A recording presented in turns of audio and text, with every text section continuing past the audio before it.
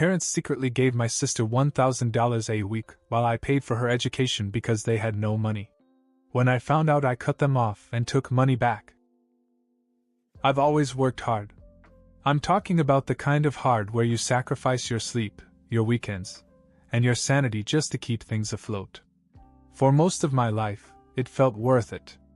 My parents raised me to believe that family comes first, and if you're the oldest, you step up. That's the way it works. So when my parents came to me and practically begged me to help out with my younger sister, Ashley, I didn't hesitate. They said they were drowning financially. College was just too expensive, and Ashley's scholarships barely made a dent. They told me they had exhausted all their options, that no one else could help her, and that if I didn't step in, Ashley's future would be ruined. "Please," my mother said one night after dinner. "She needs this. You're the only one who can help her right now." And like an idiot, I bought it. For the last year and a half, I worked overtime, double shifts, freelance gigs, whatever it took. I scraped together enough to pay for Ashley's tuition, her books, even her meal plan. It wasn't easy. My own social life virtually disappeared. I downgraded my apartment to something cheaper and started cutting out small luxuries like going out to eat or buying new clothes. But I told myself it was worth it. Family comes first, right? Meanwhile, Ashley was acting like her usual selfish, spoiled self, completely oblivious to how much I was doing for her. She wasn't exactly humble about her lifestyle either. She'd show up at family dinners with the latest gadgets, designer bags, and trendy clothes. At first I thought, maybe she's just good at shopping on a budget. But then she got the new iPhone, the just-released kind of new. So I casually asked her, "Hey, how do you afford that?" "Oh," she said, flipping her hair, "my new boyfriend got it for me. He's super generous." I didn't think much of it at the time. Ashley has always had a string of boyfriends who have spoiled her. She's the kind of girl guys throw money at, so it wasn't all that surprising. But a few weeks later, things didn't add up. She started showing off even more expensive stuff, high-end headphones, a fancy smartwatch, another designer bag. "Your boyfriend must be loaded," I joked during one of her visits. She just smiled. "Yeah, something like that." I brushed it off and thought, good for her. At least she's not wasting my money on this stuff. Then came the day it all fell apart. I'd just gotten home from another exhausting double shift. As I walked in, I heard voices coming from the kitchen. Ashley, my mom, and my dad. They were laughing, loud and carefree, in a way I hadn't heard in years. And then, clear as day, Ashley said, "Honestly, it's hilarious. We haven't spent a dime on school, and he's out there killing himself for it." I froze. My dad chuckled. "Well, it's not like we could tell him about the extra money. He'd lose his mind." Ashley chimed in. "That's perfect. He just thinks I'm dating a rich guy. Meanwhile, I'm getting $1,000 a week. Life has never been better." I couldn't move. I couldn't breathe. $1,000 a week? What the hell were they talking about? That's when I realized they'd been playing me all along. My body moved before my mind could catch up. I stormed into the kitchen and the laughter stopped instantly.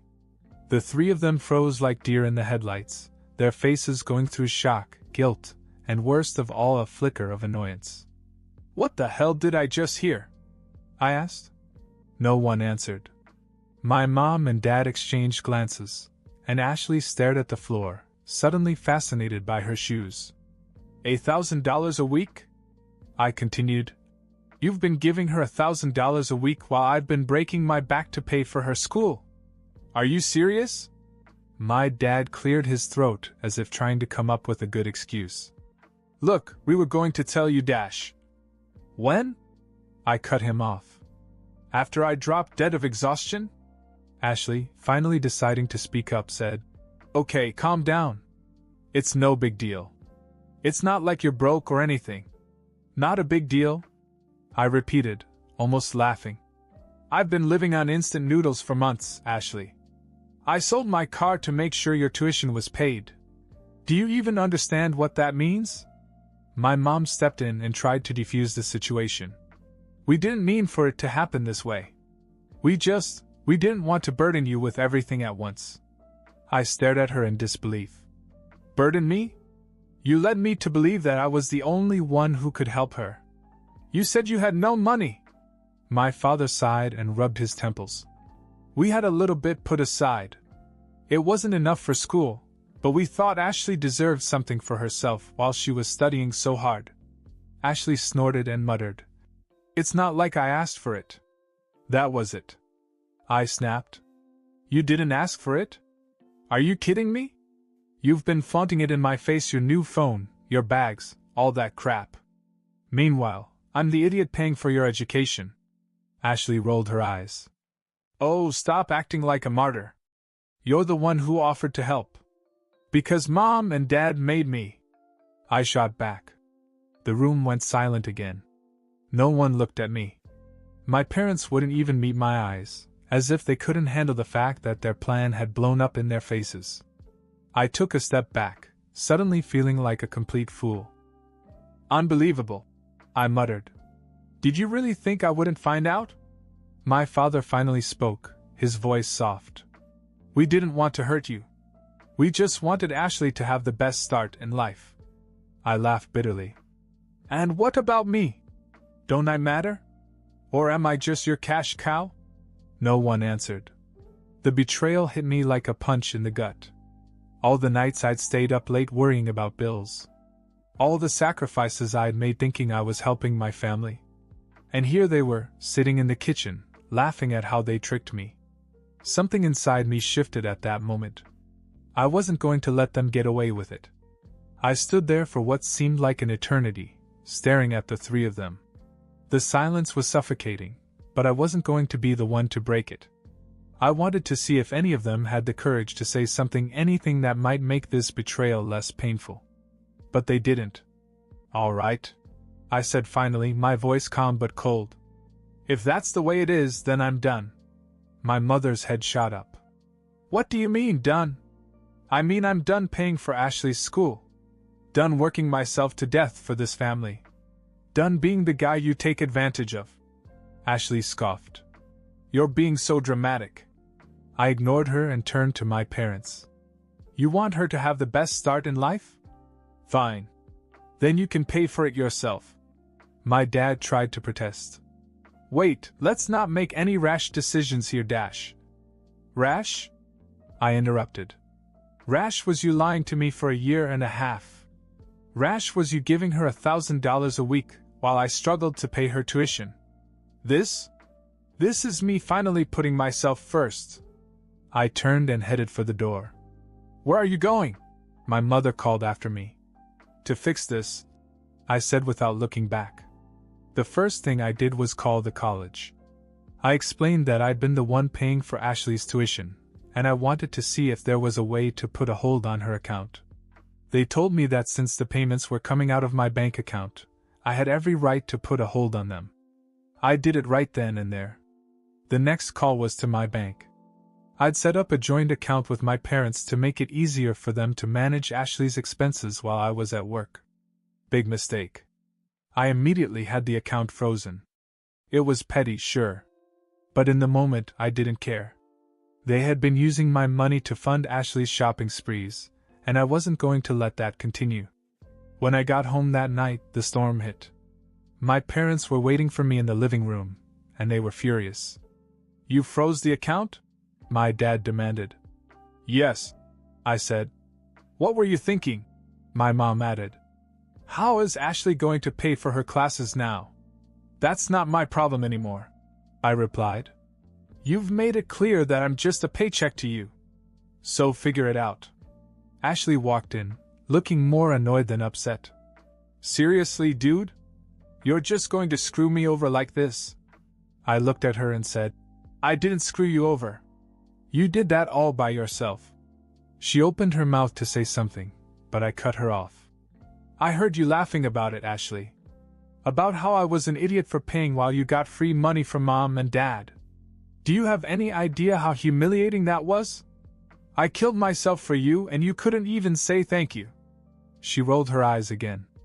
Oh my God, get over yourself. I turned to my parents. And you too? I hope it was worth it, because I'm done.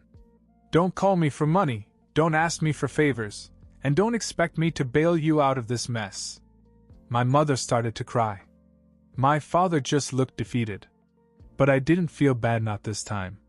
I was done being the one they leaned on while they lied to my face. I went to my room, packed a bag, and left the house that night. A few weeks after I left, I began to feel like I could finally breathe again. No more guilt trips, no more constant work to keep up with their demands. For the first time in years, I wasn't living paycheck to paycheck. Then, one Sunday afternoon, there was a knock on my door. It was my mother. She looked nervous, holding a casserole dish. "Can we talk?"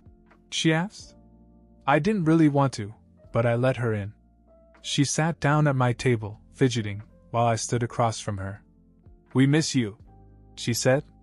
"It's not the same without you." I crossed my arms. "What do you want?" She hesitated. "We've been thinking, maybe it's time to put this behind us. Start fresh." I stared at her. "Start fresh? After everything?" "I know we made mistakes," she said. "But we're family." I shook my head, not buying it. "You didn't come here to apologize. What do you really want?" She sighed. "All right. We need your help. Things have been difficult since you left." I almost laughed. "Difficult? You mean since I stopped being your ATM?" She didn't answer, just looked down at her hands. I thought about slamming the door on this whole conversation, but instead an idea came to me. "All right," I finally said. "I'll consider it. But I need access to everything, your accounts, your expenses. No more secrets." She looked startled. "That's not. Take it or leave it," I said. After a pause, she nodded. "Fine. I'll talk to your father." Once I had access, it didn't take long to find what they were hiding. They'd been hoarding money in a separate savings account, far more than they'd let on. It wasn't just for Ashley, it was years' worth of hidden cash. I confronted them at a family meeting. "You lied to me," I said, throwing the statements on the table. "You weren't broke. You just didn't want to spend your money." They tried to explain, saying it was for retirement or emergencies. But I didn't listen. This time I meant it when I walked out. They weren't going to fool me again. With them completely cut off, I focused on moving forward. Weeks turned into months, and while I still felt the sting of betrayal, I began to rebuild. Then one day, out of the blue, I got a call from Ashley. "I know you don't want to hear from me," she said quickly, "but you need to know what Mom and Dad are doing." I almost hung up, but something in her tone stopped me. "What now?" I asked. "They're trying to get a loan in your name," she said. I froze. "What?" "They're desperate. They haven't been able to keep up with everything since you left. I overheard them talking about using your information to apply for a loan, saying it was their only option." I felt my stomach drop. "You've got to be kidding me." "I just thought you should know," she added. After I hung up, I immediately checked my credit report. Sure enough, there was a new inquiry from a bank I didn't recognize. They'd actually gone through with it. Furious, I went straight to her house. My dad opened the door and looked surprised to see me. "Oh, hey," he started, but I pushed past him into the living room. "Did you really think I wouldn't find out?" I said, holding up the credit report. My mom, who was sitting on the couch, paled. "We can explain," she said. "Explain what?" I snapped. "That you tried to take out a loan in my name? After everything you've already done?" My dad jumped in. "We were going to pay it back. It was just temporary, Dash." "Temporary?" I interrupted. "You stole from me. Again." My mom started to cry, saying they were out of options, that they didn't know what else to do. But I wasn't buying it anymore. "You always have an excuse," I said. "But this is it. I'm done with you. Forever." I walked out of that house, knowing that this time there was no coming back. I filed a fraud report the next day, and while I didn't press charges, I made sure their loan application was denied. It hurt to cut them off completely. But sometimes even family crosses a line you can't come back from. After shutting down their loan scam, I felt a strange mix of relief and sadness. They were my parents, my family, but there was nothing left to save. They had made their choice, and now I had to make mine. A month later, I received a letter in the mail. It wasn't from a bank or a lawyer, it was from Ashley.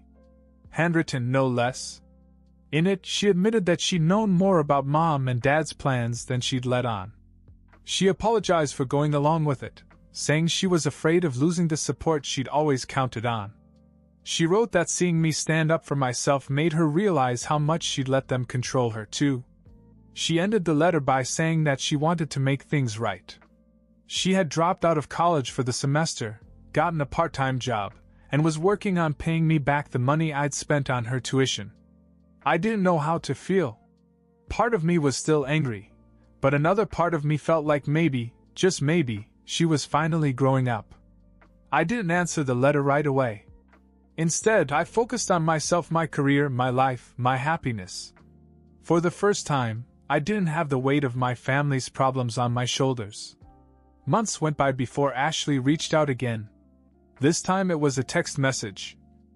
*Hey, I know I don't deserve this, but if you're up for it, I'd like to talk. I miss my big brother. I sat with this message for a long time. Finally, I decided to meet her for coffee. When I saw her, she looked different, not in her clothes or her makeup, but in the way she carried herself. She was calmer, more grounded. She told me she'd been working, saving, and slowly learning to be independent. "I don't expect you to forgive me," she said, "but I want to earn your trust back." It wasn't a magic fix. I didn't suddenly forget everything that had happened. But it was a start. As for my parents, I haven't spoken to them since. They've tried to reach out a few times, leaving voicemails about how they're struggling or how they miss me. But I've learned my lesson. Sometimes family doesn't mean forgiveness. Sometimes walking away is the only way to truly move on. After meeting Ashley and seeing the changes she was making, I started to feel like maybe there was a way forward. I didn't go back to being her financial crutch, but I slowly let her back into my life. Over time, she proved that she was serious about taking responsibility. She kept her part-time job and even started doing small freelance jobs to cover her own expenses. She enrolled in community college to get her degree at a lower cost and made it clear that she didn't expect me to bail her out anymore. Still, she struggled at times, especially with the workload and figuring things out on her own. That's where I stepped in, not as her savior, but as her brother. If she needed help proofreading an essay, I'd take a look. If she didn't have enough money for textbooks, I'd occasionally pitch in, but only after she'd exhausted her own efforts. It wasn't like before. There were no guilt trips, no manipulation, just simple help when she really needed it. Eventually, things between us felt normal again. It wasn't perfect, and I still kept my distance from our parents, but Ashley and I found a way to rebuild what we had almost lost. Looking back, I realized that helping her wasn't the problem. It was allowing myself to be taken advantage of. This time, I made sure the boundaries were clear and she respected them. It wasn't the relationship we had before, but maybe that was for the best. This one felt stronger, built on trust and mutual effort, not lies and guilt. And for the first time in a long time, I felt like I had my sister back.